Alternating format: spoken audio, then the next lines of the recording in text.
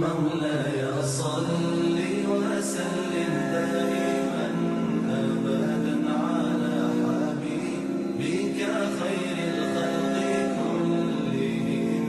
مولاي صل وسلم دائما أبدا على حبيبك خير. الحمد لله رب العالمين والصلاة والسلام على سيدنا محمد وعلى آله وصحبه وسلم.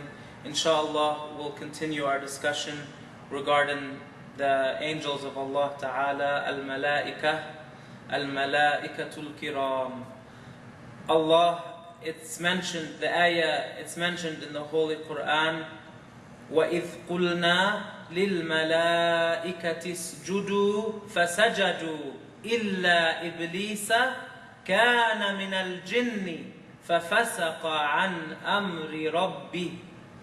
Which means that the angels were ordered to bow down in prostration. They bowed down, literally like when we make namaz, when we make salat. And this bowing of theirs, this prostration of theirs was not worship. Allah would never ask anyone to worship anyone besides Himself. Allah Ta'ala does not order us to worship anyone except Him. And Allah is the only one who deserves to be worshipped. But Allah ordered the angels to bow down in respect for Prophet Adam. And the scholars of Islam said this shows the high darajat of Prophet Adam alayhi salam. And this shows that his darajat, his status, his maqam, his sharaf is higher than that of the angels, which are kiramim barara, which are very pious slaves of Allah Ta'ala. And so the angels were ordered to prostrate, and they did. And then it says, illa iblis, which means except Iblis. Iblis is the shaitan. The father of all the jinn is the shaitan, Iblis. And the father of all the humans is Prophet Adam, alayhi salam.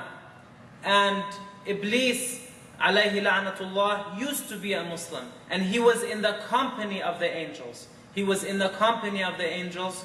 And that's why in the Quran, when it's mentioned, وَإِذْ قُلْنَا لِلْمَلَائِكَةِ, it says, we ordered, meaning Allah ordered the angels to prostrate to Adam. It was speaking about the majority. The majority of those present were the angels.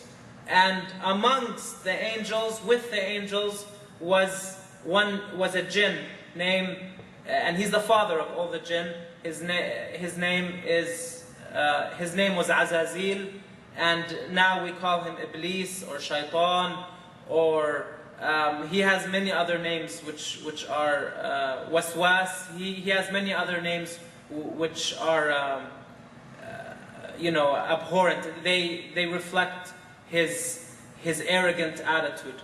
And Iblis said that, and it mentions in this ayah in Surah Al-Kahf, ayah number 50, that kana min al-jinni, he was a jinn. So this is a clear proof that the shaitan, la'natullahi alayhi, was not an angel. Because it says, kana min al-jinni, fafasaqa an amri rabbihi. And so he disobeyed the order of his Lord. And the reason why the shaitan disobeyed, and this was the first kufr, the first disbelief that was committed amongst the creation. And he did that because of his arrogance, his takabbur. He believed that he was better than Adam. And because he was made from fire, and Prophet Adam alayhi salam was made from teen, from soil or clay, he believed that he was better. And this goes to show us that if we are ordered, this goes to teach us that we should be humble. We should be humble, and we should know our position. And if we're ordered to do something by Allah Ta'ala, we better do it for our own good. Allah Ta'ala does not need our worship. Allah Ta'ala does not need the angels. Allah Ta'ala does not need the prophets, but we need Allah. The prophets need Allah. The angels need Allah. And when you're ordered by Allah to pray, and when you're ordered by Allah to do something, and you have a sense of arrogance because of what you're ordered to do, you're actually insulting Allah, because you're insulting His wisdom and His orders. And this is a sign of disbelief. This is a sign of kufr. This is what made Adam, this is what made Iblis alayhi la'natullah become a non-believer. This is what made him fall from the mercy of Allah. The meaning of Iblis, ublisa ar rahmatillah. He's far away from the rahmah, from the mercy of Allah. What's the mercy of Allah? Jannah and guidance and iman. This is the mercy of Allah. The shaitan is far away, and we know without a doubt that he will never become Muslim. And he works very hard to misguide the people away from Islam, but the ones who Allah Ta'ala protected and willed to be strong will not fall prey to his devilish, to his ways of misguidance and deception. Going back to the angels, the shaitan was not a fallen angel as claimed by the Christians, by many Christians I've met, or all of the literature that I've wrote, that I've read, that I've came across about Christianity. The shaitan was not a fallen angel, but rather the Quran teaches us كَانَ مِنَ الْجِنِّ. He was a jinn, he is a jinn. فَفَسَقَ عَنْ أَمْرِ رَبِّهِ. And the jinn, they believe and they disbelieve. They have a choice. They are male and they are female. And their father is a kafir, is a non-believer. And most of the jinn are non-believers also. Just as the case is with the humans. Most of the humans are non-believers. And amongst the jinn there are very pious Muslims. There are awliya, but there are not prophets. The prophets are only between the sons of Adam, between the Muslim men from the sons of Adam, as we know from the Quran and the Sahih Hadith. So, going back to the angels are created from light. خُلِقُوا مِن نُور. They are not male and female. They are not male or female. They don't reproduce. They don't have children, of course. They don't sleep. They don't get tired to sleep. And they don't eat. And the angels do have wings. Some have 2, some have 3, some have 4, some have 600, some have more. Angel Jibreel alayhi salam was known to have 600 wings.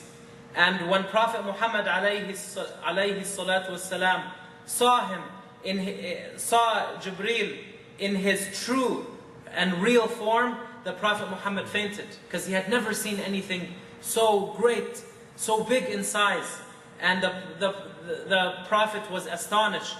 He was amazed.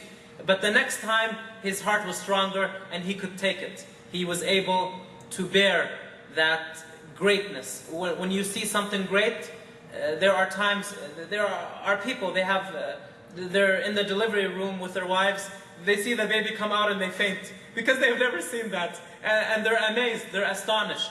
And it's not it's not a weakness in the Prophet Muhammad's character that he fainted when he saw the great size of Jibreel, but it is something that relates to the human nature. Prophet Muhammad alayhi salatu wasalam was a human, and the angels are their honorable creations of Allah. They have wings, as I said. They have many different jobs or tasks or duties that they carry out. Some angels, their task is to give the salam to Rasulullah. If you say as-salatu was-salamu alayk, alayka ya Rasulullah, or you say Allahumma salli ala Sayyidina Muhammadin wa ala alihi wa sahbihi wa sallam, or you say as-salamu alayka ya Rasulullah, there are angels. If you're in Al-Madinah, if you're right next to the maqam, to the mazar, to the grave of Rasulullah, he can hear you by the will of Allah directly. Prophet Muhammad can hear you directly. And if you give him salam, he returns his salam, even though you hear not, even though you do not hear.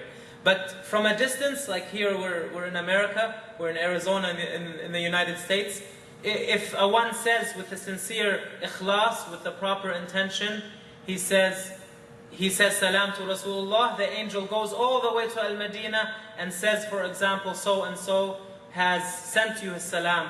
And Rasulullah says, wa alaykumus salam.